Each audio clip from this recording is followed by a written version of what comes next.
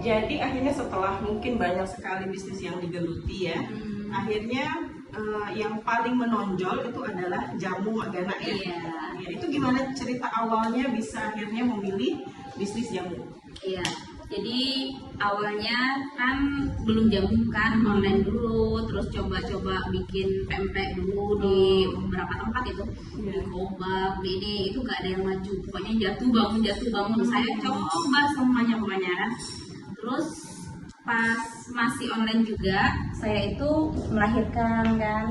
Jadi kebetulan juga kan dalam 1 bulan itu body udah mulai langsing lagi. Terus saya pikir saya upload deh. Saya kan kebanyakan iseng.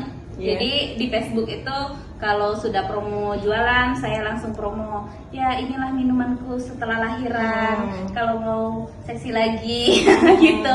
Ya namanya cari peluang di setiap tempat kan. Jadi aku upload lah minuman itu dan ternyata ada yang mau beli. Jadi waktu itu belum ada packing apa yang bagus kan. Aku pakai plastik hanya yang 5.000 itu. Dan ada yang beli 1, 2, 3. Terus pas yang beli itu ada yang dia nggak mens, nggak datang bulan selama 5 tahun sekali minum. Besoknya langsung datang. Ya, karena otak bisnis, jadi langsung saya SS kan, langsung ya ini dia testimoni pertama. Saya ingat waktu itu belum saya bikin album, masih acak kadul deh. Jadi semua testi itu saya gabungin satu baru bikin album. Saya bilang dia minum jamu saya dalam 5 tahun nggak mens, langsung mens.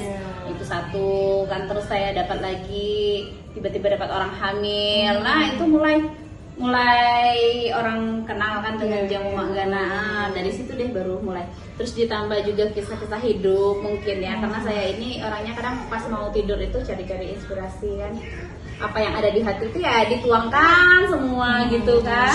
Jadi ya mungkin diviral-viralin kan. Kebetulan saat saya sudah jual motor, yang saya takut nanti anak saya menggunakan motor itu kan, ya sebagai ibu kan biasa jantungan kalau lihat anak pakai motor. Jadi saya jual motor itu 21 juta, saya pegang lah uangnya. Saya nggak bilang sama suami. Terus saya lihat di Facebook itu Ustadz anak saya di pesantren kan lagi bangun pesantrennya, masih kekurangan dana. Terus saya mikir, kan sering baca-baca kan, terus saya juga pernah misalnya ada uang 50.000, ada yang minta-minta kan, dulu kan sangat susah Bu ya, saya kasih lah 50 itu, saya kasih 20.000, saya bilang 30.000, itu pasti besok lusanya langsung tergantikan kan. Kan kalau suami pulang, ini dek misalnya tetap dapat kan. Jadi saya selalu positive thinking. Kalau 20 nanti berkali lipat gitu kan. Jadi pas saya pikir-pikir 21 itu ya jadi 21 juta itu saya pikir akan saya hibahkan 10 jutanya ke Ustadz, saya bilang gitu. Waktu itu saya lihat di Facebooknya ada nomor rekening kan. Saya nggak tanya-tanya langsung sama Ustadznya, langsung saya transfer aja 10 juta. Terus kira-kira sehari 2 hari itu baru saya bilang, Tat, saya beberapa hari yang lalu ada transfer uang 10 juta. Seperti orang bertanya-tanya juga kan, uang masuk dari mana. Saya bilang ke Ustadznya gitu, oh Masya Allah iya Bu, makasih kan gitu.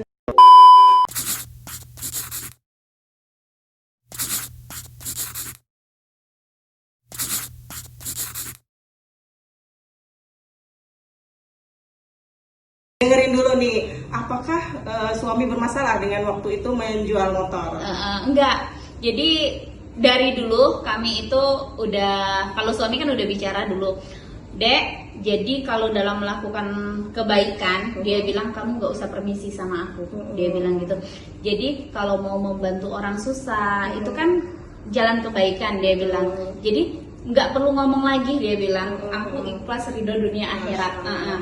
Dan memang itu memang penting. Kayak misalnya orang mau belanja kan nanya, Mbak saya mau beli jamu ini itu kan panjang kali lebar kan. Terus ujung-ujungnya dia bilang aku mau bicara sama suami dulu. Kalau aku benar-benar ngerti, karena kalau nggak ngomong ke suami itu nggak berkah, benar-benar. Terus aku bilang ya udah Mbak, monggo ngomong dulu sama suami.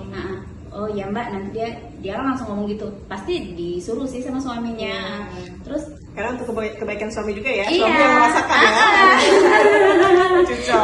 cocok. Jadi kalau saya pernah loh mbak minjemin orang uang, tapi bukan dalam rangka misalnya orang benar-benar butuh, ibaratnya dia mau proyek ya, minjemin uang, itu saya nggak bicara sama suami, jumlahnya juga fantastis ya.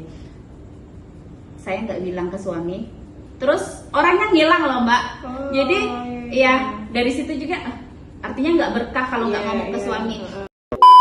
Dia bilang kan, kalau cuman hanya untuk bisnis itu kan artinya harus ngomong dulu. Betul. Jadi Itu saya sudah melampaui izinnya ya. jadi saya udah ketakutan kalau hal-hal gitu. Jadi saya benar-benar yakin kalau sebagai istri itu ya sesuai kodratnya kan. Kita tetap harus izin ke suami, harus ya bicara lah. Namanya juga berumah tangga, jadi segala sesuatu harus terbuka.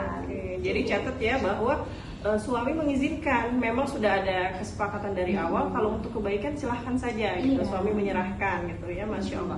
Baik, kita ke tadi ada yang menarik ya tentang warung sedekah ya. Warung sedekah itu bentuknya seperti apa? Jadi ceritanya waktu itu saya belum beli mobil itu kan, terus ada teman saya Mbak Citra namanya, suaminya itu gagal ginjal almarhum waktu itu kan.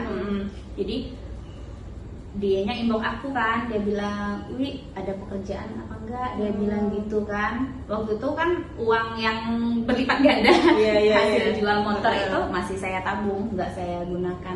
Terus dia bilang, "Saya udah nggak kerja lagi." Dia bilang, dia cerita lah kan, suaminya kan mesti cuci darah dalam sebulan 3 kali kan gitu. Itu biayanya.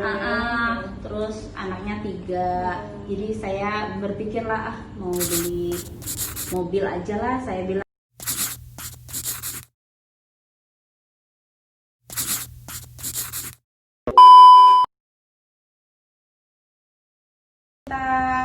Mau diet ya kita mesti ngerem-ngerem. Jadi memang dari pola hidup kita deh. Jadi pola hidup dan ditunjang oleh jamu gitu ya. Jadi lebih paripurna gitu ya. Baik, masya Allah, itu tadi titipan pertanyaan ya dari netizen ya. Alhamdulillah hari ini masya Allah ya, kita banyak belajar sekali ya, bahwa kalau terkait kehidupan misalnya ya, menikah muda itu bukan berarti lalu akhirnya rumah tangganya jadi berantakan, karena kan banyak yang akhirnya terjadi karena belum matang gitu ya, sehingga pernikahannya tidak bertahan lama. Ini beliau salah satu bukti ya bahwa menikah di usia 16 tahun tapi bisa mempertahankan pernikahannya selama 16 tahun dan semoga sampai akhir hayatnya gitu ya. Amin ya. Tapi beliau sudah mencontohkan bisa bertahan selama ini dan mudah-mudahan sampai akhir hayat tadi. Juga menghasilkan anak-anak yang banyak ya, 9 anak gitu ya. Dan ini udah stop ya? Insya Allah stop deh. Karena kan emak Gana, emak 9 anak ya. Kalau saya tambah 10 lagi deh ya. Emak Tuna. Kurang gimana gitu ya. Nah iya, udah bahaya itu. Gitu ya. Terus dalam menghadapi ujian hidup juga tadi ya, masya Allah ya, luar biasa. Banyak sekali yang bisa kita pelajari juga tentang bisnis tadi ya, bagaimana beliau memulai bisnis jatuh bangunnya gitu ya. Terus juga berusaha mencontoh Nabi ya, menghindari riba gitu ya. Terus juga bagaimana usaha itu bukan hanya untuk kebahagiaan diri sendiri tapi juga kebahagiaan orang lain. Baik, ini obrolan kita hari ini sampai di sini ya. Mudah-mudahan banyak manfaat. Insya Allah kalau saya merasa banyak sekali manfaat yang bisa kita dapatkan.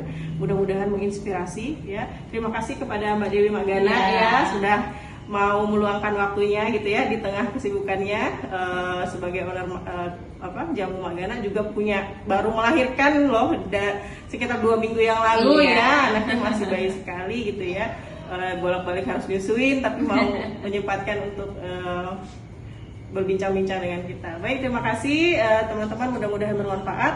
Assalamualaikum warahmatullahi wabarakatuh.